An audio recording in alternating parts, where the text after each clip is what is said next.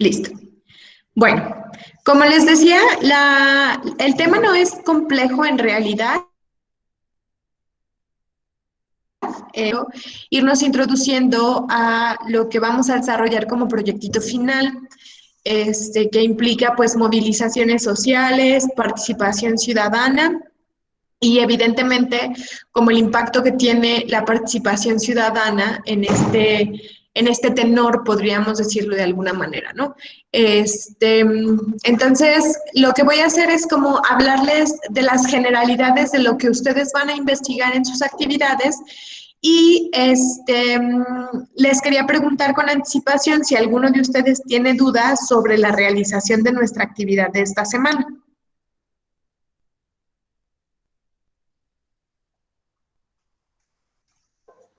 No, maestra. Bueno, la actividad es muy sencilla, ¿no? O sea, es una actividad que es verdaderamente sencilla. Lo que les iba a comentar, que me parece que es importante, es que, bueno, de inicio, yo estoy acostumbrada, como mi experiencia académica es, mi experiencia académica al revisar trabajos es que los trabajos sean siempre muy formales, ¿no?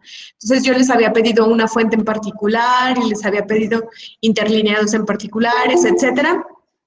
Pero lo cierto es que, pues disfruté mucho revisando sus actividades, o sea, me gustaron mucho verlas tan coloridas, me gustó mucho que tuvieran así fondos de colores y que tuvieran muchas imágenes y otras cosas.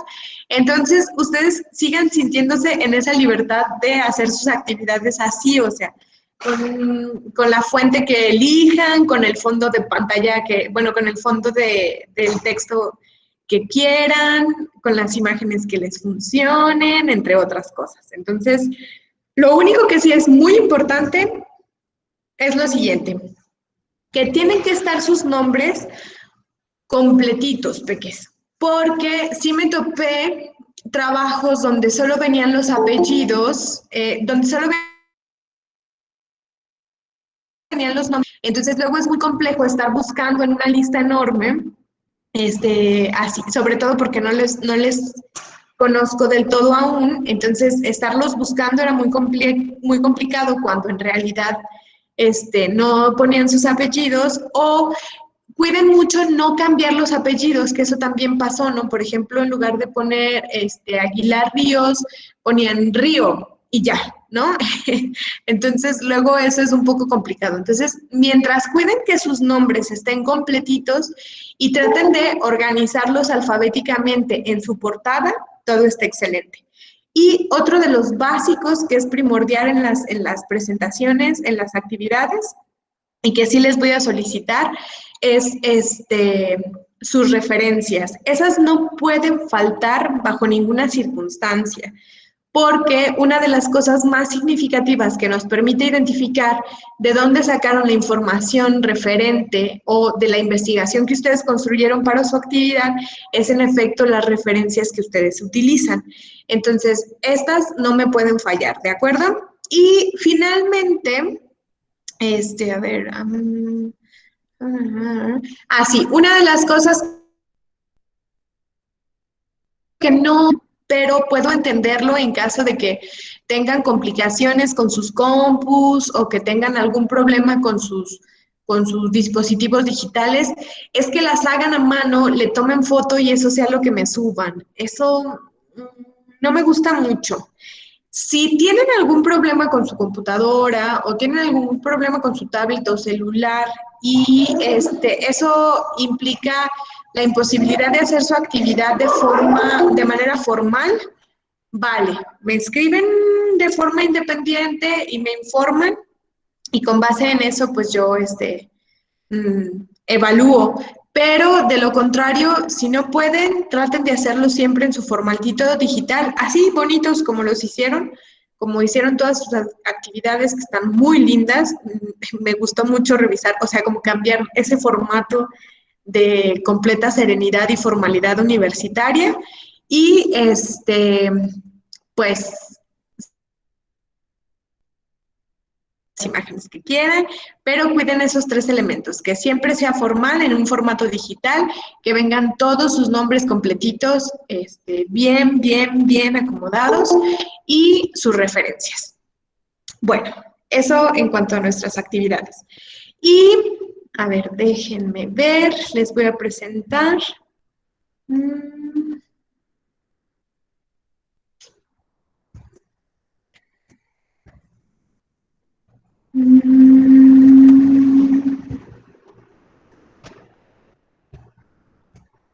Bueno, aquí tenemos nuestra presentación, ¿sí la pueden ver? Sí, maestra. Sí, maestra, sí se puede. Bueno, muy bien. Nuestra presentación sobre los gobiernos representativos es muy sencilla porque pues yo luego suelo ser como más conceptual en ese sentido. Uno de los elementos más importantes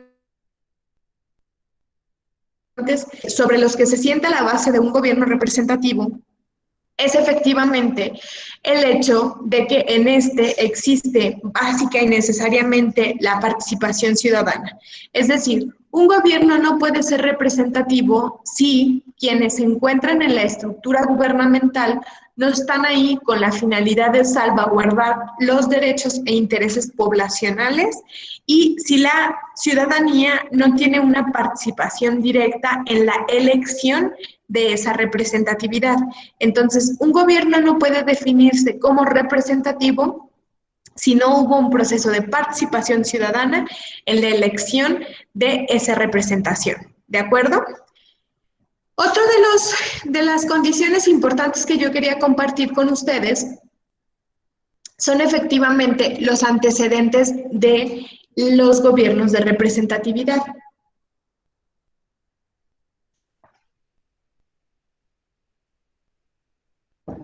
Porque nosotros les conocemos hoy por hoy, pero estos fenómenos no son fenómenos, de inicio no son fenómenos muy nuevos, pero tampoco son más bien como fenómenos aislados. Entonces, aunque históricamente podemos reconocer condiciones de representatividad, no podríamos afirmar que esta representatividad es como la conocemos hoy en día. Por ejemplo, uno de los elementos más antiguos que podemos encontrar en gobiernos de representación es evidentemente la democracia griega. Acuérdense, Grecia era un gobierno democrático, sin embargo, la estructura de la democracia de la antigua Grecia, perdón, que es pues la Grecia clásica, podríamos decir, es un formato un poco particular, porque solamente el 10% de la población era libre. ¿Esto qué significa? Que eran hombres libres y no esclavos, porque el sistema económico de la antigua Grecia era efectivamente o sentaba sus bases en la esclavitud. Un hombre medía su riqueza, efectivamente esto tenía implicaciones de fuerza laboral y de productividad.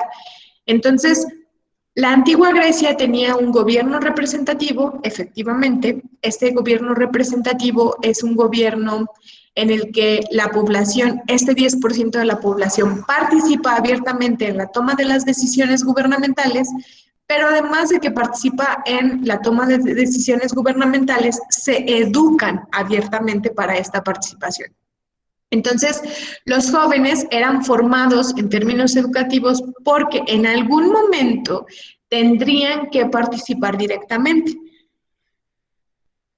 Este tipo de gobierno, pues de alguna manera va a caer en desuso porque inicialmente cuando el antiguo Imperio Romano conquista a la antigua Grecia, replica de alguna manera una forma de representatividad a través de la República Romana, pero esta va a ser sustituida rápidamente por una figura caerán en desuso significativamente durante muchos siglos.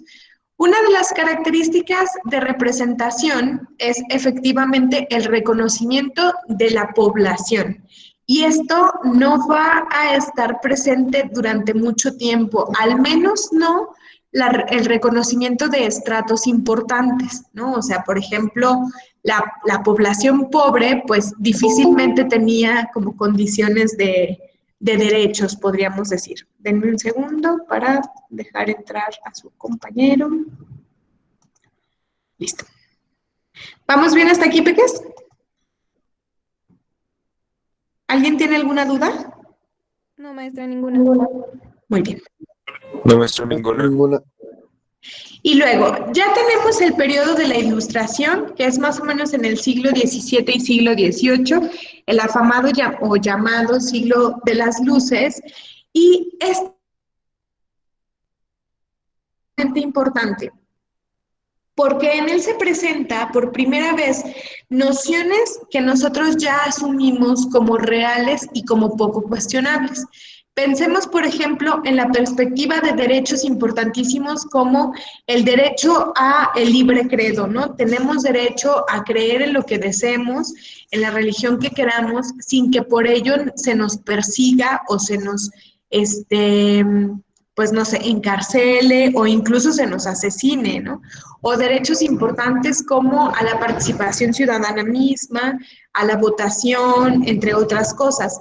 Estos derechos, como la asociación laboral o la exigencia de derechos laborales, no eran reconocidos en la ciudadanía antes de la Ilustración.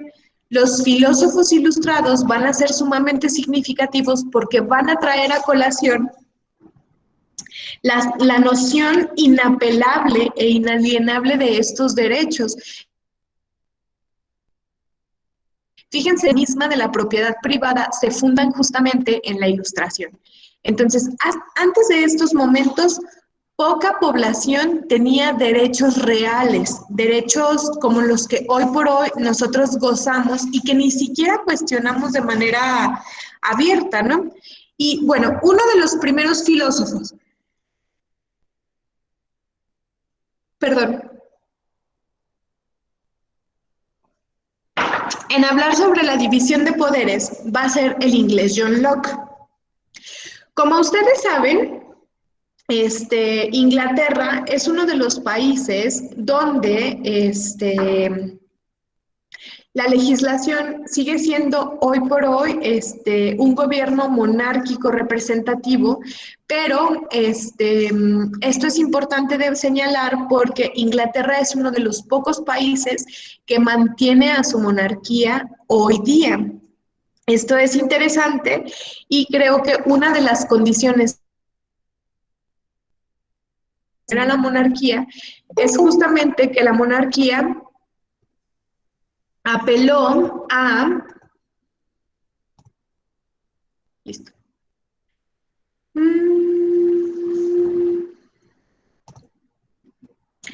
Perdón. Justamente que la monarquía decía, apeló a la representatividad, es decir, muy prontamente la monarquía se dio cuenta que de seguir siendo una monarquía absolutista, lograría más bien un desenlace inadecuado que otras cosas, ¿no? ¿Alguien levantó la manita? No, maestra, perdón, fue un accidente. Ah, ok. Entonces, ¿no tienen duditas hasta aquí? ¿Vamos bien? ¿Sí? Maestra, Sí, muy bien. maestra. Sí, gracias. Sí. Ok. Y bueno, John Locke, como les decía, fue uno de los ingleses que presentó, lo que él propuso es la división de los poderes en dos, que es justamente como hoy por hoy se divide el gobierno inglés. La división de los poderes en las de el ejecutivo, que efectivamente recae sobre la realeza o sobre la corona, y el poder legislativo, que recae sobre la Cámara, que en Inglaterra se divide en dos poderes específicos. La Cámara de los Lores, que es una cámara de representación de la clase noble específicamente, casi todos de orden conservador, y la Cámara de los Comunes, que representa a población que ha nacido fuera de la nobleza, como ustedes, como yo, etcétera, ¿no? Entonces, John Locke presenta esta propuesta aproximadamente en 1700. Inglaterra efectivamente es una monarquía que tiene una división de poderes estamentaria, lo que ha permitido su sobrevivencia hasta hoy día. Luego, tenemos a el Barón de Montesquieu, luego son unos platocillos. El Barón de Montesquieu es este francés que va a presentar por primera vez en la historia la división de los poderes en estos tres niveles que nosotros reconocemos hoy día, incluso en nuestro país: el poder ejecutivo, legislativo y judicial. El ejecutivo, en el caso de Montesquieu, a diferencia de con nosotros, recae efectivamente sobre la realeza, porque como su nombre, como lo tengo aquí denominado, efectivamente él pertenecía a la clase noble que reconocían a un gobierno regido por el rey, porque, bueno, la Ilustración finalmente se desarrolla con anticipación a la Revolución Francesa. Y luego tenemos a Jean-Jacques Rousseau, quien escribe el famoso libro de El contrato social. Esto es muy interesante porque uno de los elementos más significativos que nos ofrece Rousseau en la idea del contrato social, ¿quién recae la soberanía? La soberanía es el poder y la autogobernabilidad. Esto es muy interesante porque es el antecedente directo de nuestra democracia hoy por hoy. Si se dan cuenta, nosotros tenemos derecho a la participación ciudadana. Esa participación ciudadana nos da directa injerencia en la toma de decisiones de nuestros representantes. Pero si nuestro representante es un representante que no resulta satisfactorio para la representación de nuestros intereses y salvaguardar nuestros derechos, entonces tenemos la posibilidad real de hacer un juicio político a él. Porque todo representante en un gobierno de representación jura ante todo proteger la ley. Esto es muy peculiar porque si falla ante estas condiciones, el pueblo tiene la de exigir y demandar a este representante que cumpla con la ley o que se someta a los castigos que la ley implica por no haber salvaguardado los intereses. Claro, por supuesto que desafortunadamente nosotros podríamos hacer cuestionamientos abiertos sobre estas dinámicas porque nuestro país pues padece de dos conflictos muy importantes, ¿no? El primero es evidentemente la corrupción, que implica pues una violentación constante de las leyes, especialmente por nuestra clase de representantes, ¿no? Nuestra clase política. Pero más allá de la violación de las leyes, la corrupción de las mismas, uno de los conflictos más significativos que podemos encontrar es evidentemente pues el hecho de que hay impunidad, ¿no? O sea, no pasa nada, ¿no? Y tenemos ahí, por ejemplo, representantes gubernamentales como, pues no sé, Javier Duarte, que le dan, en lugar de darles quimioterapias con tal de robarse el dinero, y el tipo, pues, ahí anda libre sin ninguna complicación, ¿no? Y bueno, este tipo de antecedentes, el antecedente tan importante como la Ilustración, para no frustrarme con el ejemplo que les acabo de dar, porque me enoja mucho,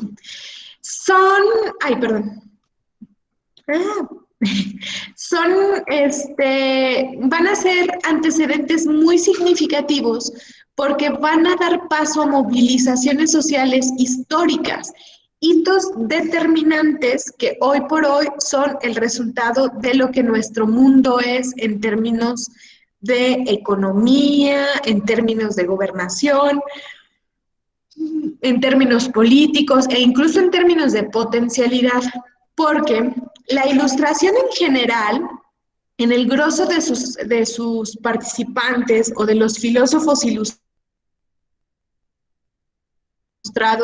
casi todos van a ser franceses, Uno de los países más involucrados en el desarrollo de la ilustración es evidentemente Francia. Y una de las características más interesantes es que Francia va a ser el primer país europeo que va a derrocar abiertamente a la monarquía a través de la Revolución Francesa. Y la Revolución Francesa exigía demandas específicas que venían justamente presentadas por los filósofos ilustrados. La participación ciudadana era una de las más importantes. La exigencia, fíjense bien, o sea, no solamente el reconocimiento de que tenemos derecho a participar, sino exigir ese derecho, la exigencia a la participación ciudadana y a la toma de decisiones gubernamentales. Porque durante la Revolución Francesa o previo a la Revolución Francesa, Francia se dividía en una pirámide estamentaria que implicaba el primer estado, que era el rey, evidentemente, el segundo estado, que eran nobles, eclesiásticos o civiles, y finalmente gente obrera, ¿no? Entonces, la gente obrera y los burgueses pagaban literalmente la vida de nobles y reyes, ¿no? Y al final del día no tenían toma de decisiones. Entonces, bueno, la exigencia es muy sencilla. Si yo aporto con todos mis impuestos tanto dinero para el sustento del país, lo mínimo que me merezco es tomar decisiones sobre el devenir de mi país, ¿no? Inicialmente, la Revolución Francesa, igual que en la perspectiva de Montesquieu, no consideraba el derrocamiento del rey, ¿no? O sea, no hablaba de una eliminación de la realeza, pero con la toma de decisiones muy burdas y, por no decir estúpidas, de la corona francesa, de Luis XVI, pues finalmente se lleva a la eliminación total y a la construcción de una Francia democrática que, bueno, ahí estuvo convulsionada, ¿no? Entonces, hoy por hoy, Francia es un país democrático que efectivamente exalta la Revolución Francesa como una de las revoluciones burguesas más importantes. ¿Por qué la llamo revolución burguesa? Porque junto con las 13 colonias va a representar la toma del poder de la burguesía. Ahora, como ustedes lo vieron en nuestra actividad pasada, el sistema político es neoliberal y el sistema político neoliberal es encabezado en el grosso de las decisiones efectivamente por los particulares, por los burgueses, ¿no? Es decir, por la clase que tiene los medios de producción. Entonces, pues aquí podemos ver cómo efectivamente la participación ciudadana ha llevado a la modificación de las estructuras, ¿no? Hoy nos reconocemos con derecho a la participación, hoy nos reconocemos con derecho a la propiedad privada, hoy nos reconocemos con el derecho a organizarme en mi trabajo de la forma en la que yo deseo, es decir, a través de un sindicato, demandar mejores condiciones, exigir más salario, pedir horas de trabajo justas, etcétera, etcétera, etcétera. Todo esto a partir del antecedente importantísimo de la Ilustración. Y bueno, en el caso particular de nuestro país, al que le faltan muchas cosas en términos de participación, estamos en pañales.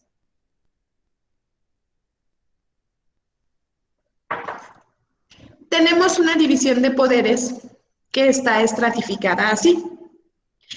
El poder ejecutivo, que recae efectivamente sobre el presidente de la República, o el poder federal, porque somos una república federal. El poder ejecutivo es aquel que se encarga, o como su nombre lo dice, no sé si te ves en cámara, dile sola, que se encarga de ejecutar las leyes, ¿no? Entonces, el Poder Ejecutivo es efectivamente el que salvaguarda nuestra Constitución, el que la vigila y que la ejecuta. El Poder Legislativo recae sobre nuestra Cámara de Senadores y sobre nuestra Cámara de Diputados. ¿Por qué se llama legislativo?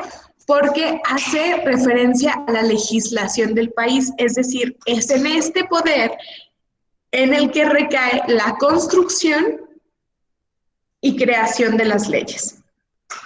Y finalmente, tenemos nuestro poder judicial. El poder judicial es aquel que se encarga de vigilar que las personas sigan la ley o de alguna manera juzgar quienes no están llevándola a cabo. Son jueces, magistrados, los que nos permiten ajustar las leyes o los castigos de aquellos que las están violentando. En todos los niveles, en términos de participación ciudadana, como un pueblo democrático, nosotros tenemos la capacidad de elección. Claro, efectivamente en México depende específicamente de cumplir ciertos estereotipos o ciertos estándares, ¿no? O sea, de cumplir ciertos pues requisitos específicos. La primera es ser ciudadanos mexicanos, ya sean nacidos o nacionalizados, y tener más de 18 años de edad, ¿no? Es decir, una vez cumplidos nuestros 18 años de edad, podemos participar ciudadanamente en la elección del Ejecutivo, del Legislativo y del Judicial, y en el caso específico de los 18 años, pues podemos ejercer otro tipo de dinámicas específicas. Ojo, vamos participar en términos de otras cuestiones, ¿no? Es decir, podríamos participar digamos, en las movilizaciones sociales de exigencias de nuestros derechos. Y para esto, pues no es necesario cumplir con una determinada edad. Es decir, hoy por hoy, si ustedes tienen 17 añitos o 16, porque son unos peques, muy bonitos, está bien chido.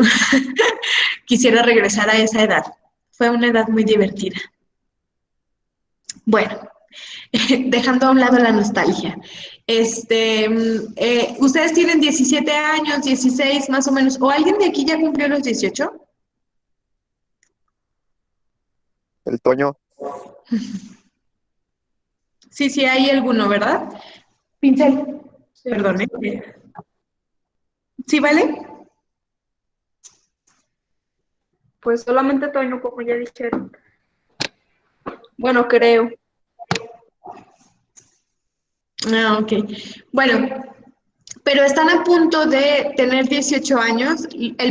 Lo primero que hacen todos es ir a sacar su INE, por supuesto, que es una identificación oficial como ciudadanos mexicanos y que además pues les hace acreedores a ciertas participaciones, ¿no? En este caso, militar. el servicio militar, evidentemente, pero eso se tiene que cumplir mm, para protección de la nación.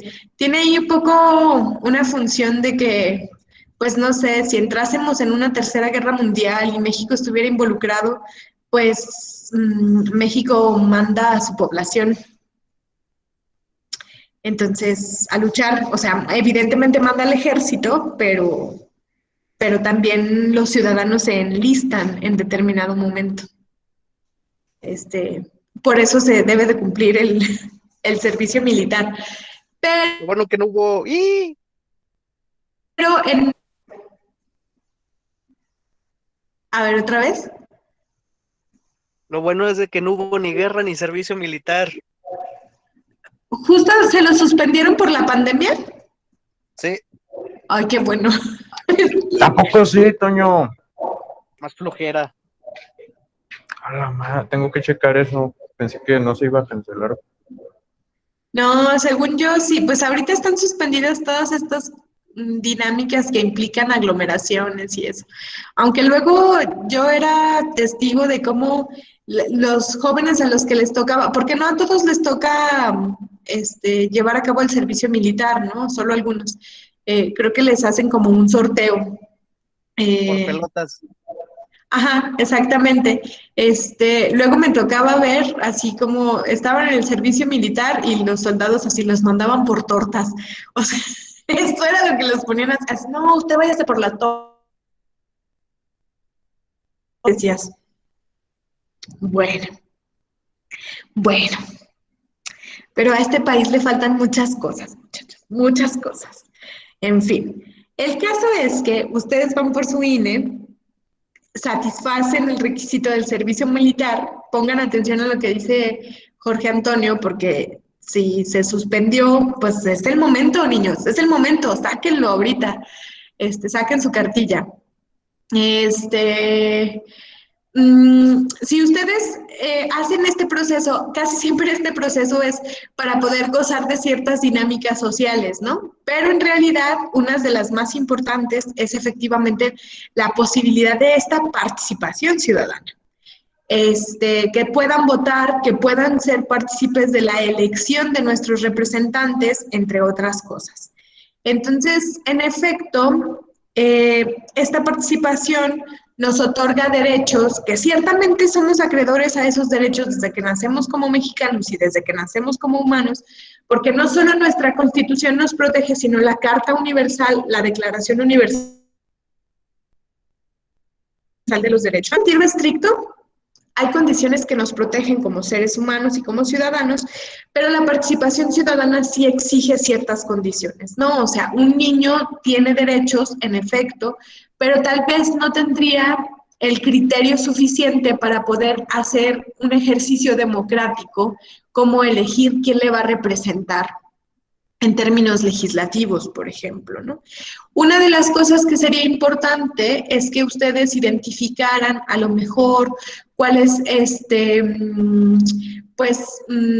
su representante local, su diputado, sus senadores, etcétera, etcétera, y que justamente con eso identificaran, por ejemplo, cuáles son sus propuestas, si se satisfizo de alguna manera esas propuestas o no.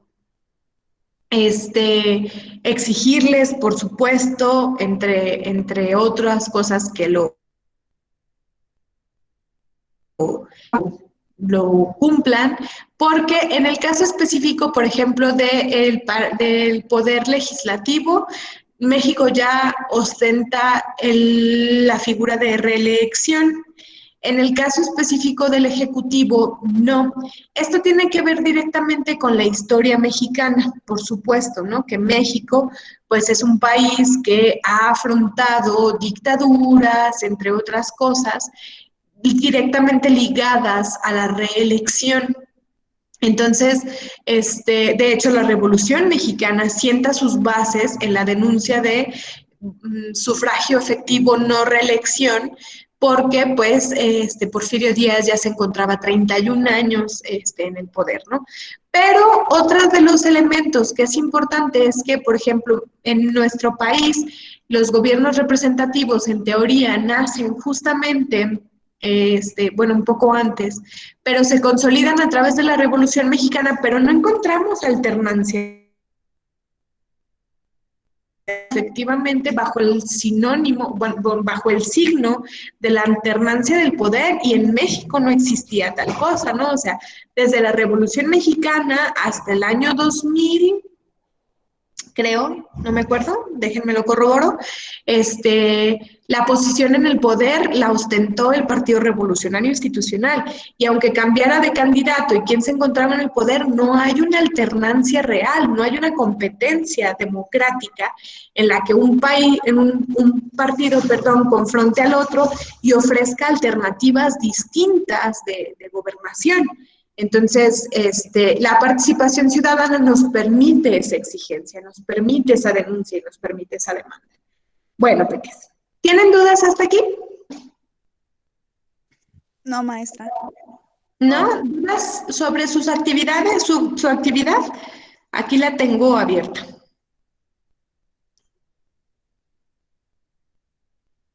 ¿No? No, maestra, todo bien. Calificaciones, ¿todo bien? Sí, todo bien.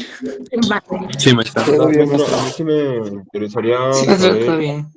si tiene algún criterio de evaluación específico para los trabajos que vamos a estar haciendo, porque, o sea, me gustaría saber si nos va a quitar calificación por cosas. o por el estilo. No, mira, por ejemplo, esta actividad, pues les puedo volver a subir el documento de las indicaciones con una rúbrica. En el parcial, Omar, sí, por ejemplo, lo único, no revisé a profundidad porque pues de inicio me parecía muy injusto evaluarles sus actividades con base en criterios que yo no había establecido. Entonces, yo lo único que hice fue abrir su actividad, leer su actividad y verificar, no sé, pues satisfizo los elementos que debería de cubrir, ¿no? Es decir, pues tiene por ejemplo, su mapa conceptual, etcétera, tiene sus referencias.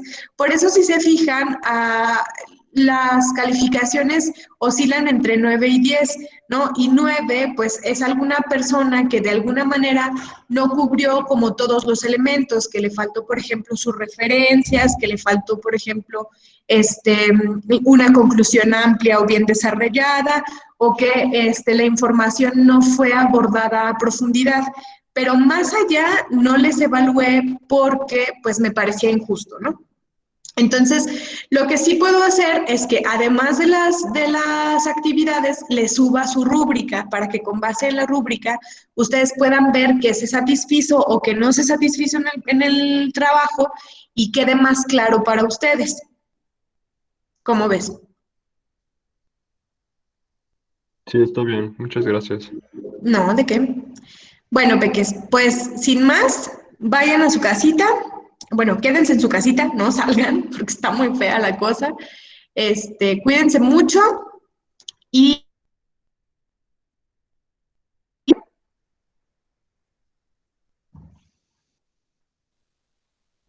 ¿Y qué, perdón? que cualquier ¿Y qué duda, preguntas? ay, ¿otra vez? No, perdón, es que no la escuché. Les decía que cualquier duda que tuvieran, estábamos pendientes en el chat de WhatsApp que tenemos. O sea, si les llega a sugerir alguna duda de la actividad, me escriben.